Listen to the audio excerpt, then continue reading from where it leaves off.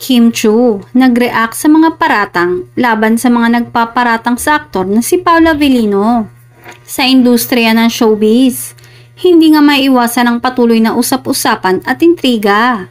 Kamakailan lamang, lumabas ang mga batikos laban kay Paolo Avellino na sinasabing ginagamit lamang si Kim Chiu upang mapag-usapan at sumikat palalo.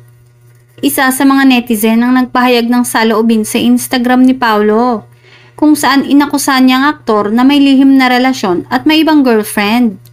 Agad na sumagot si Kim upang ipagtanggol ang aktor.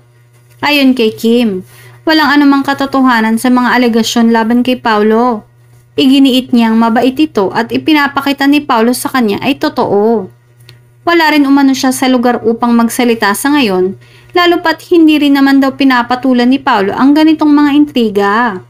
Samantala, matatanda ang wini-wish ng fans ni na Paolo at Kim na sila nang talagang in real life matapos makitaan ng chemistry ang dalawa simula noong gumanap sila sa TV series na Linlang.